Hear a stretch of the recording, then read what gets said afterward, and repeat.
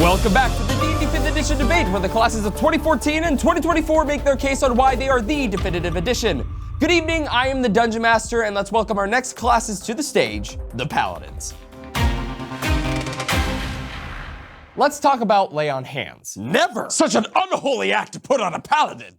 I was talking about your feature. Oh, terribly sorry. Please accept our forgiveness. Oh no. Anyway, 2024. You made lay on hands a bonus action to activate. Care to explain your reasoning behind that? Oh, well, because we love bonus actions here. 2014, response? What's a bonus action? We have those? That's what I thought.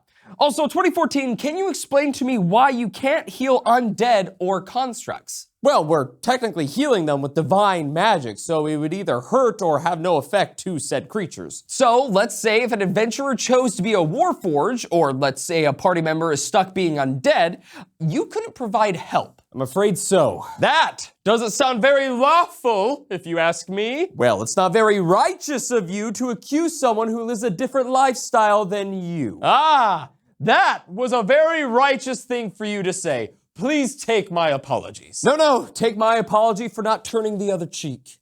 Yep, it's gonna be a long day, folks.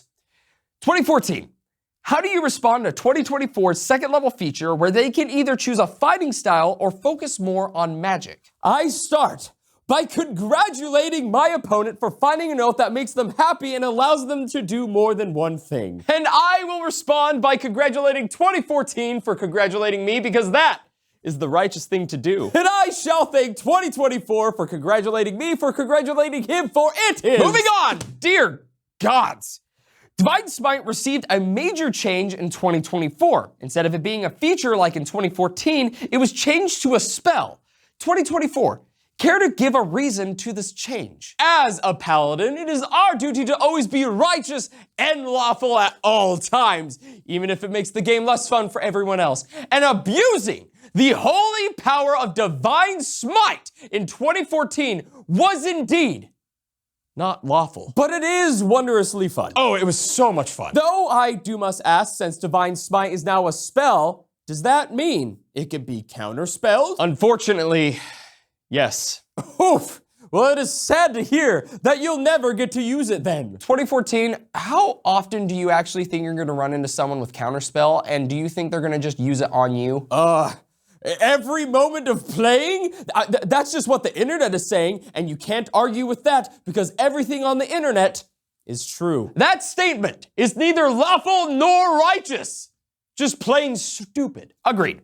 2024, at level 5. Horse! All right, and at level 9, frighten enemies. That was the most lawful and righteous wording my ears have ever experienced. Now, 2024, restoring touch. Not on this body! Your feature. Oh, yes, carry on. Now works alongside lay on hands, rather than it being its own feature, as well as getting rid of ending a spell on oneself.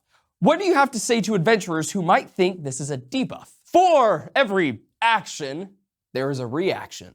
And for every reaction, there is a cost. And we must pay our tax like every law-abiding citizen should. And that tax should come from our lay on hands, since we spend those points. Also, it's because we need to remind ourselves that we have it. Are you seeing this? This is what perfection looks like. 2014, some might actually find yours better. Well, I guess no one is perfect. Also, 2014, care to explain why your aura stays at 10 feet, unlike 2024's being able to increase to 30? That is because I am a shower, not a grower. Understood.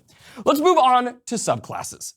For the Oath of Devotion, 2024, how were you able to make your sacred weapon last for 10 minutes instead of 1? Well, I did have 10 years to train that skill, so it only makes sense to make it 10 minutes. And in those 10 years, did you forget to train your Turn the Unholy? Because it seemed you have forgotten it back in 2014. Aw, you left it with me? Consider it a gift, because now at level 15, my Divine Smite gives my party half cover for whoever's in my aura. And the gift seems less thoughtful now. Oath of Ancient seems to be the same between you two, besides Turn the Faithless missing and Aura of Warning protecting 2024 from certain spell damage instead of all damage. Even enemies should have a chance at success. I wish I had that courage to be like you. 2014, your version of the feature is better.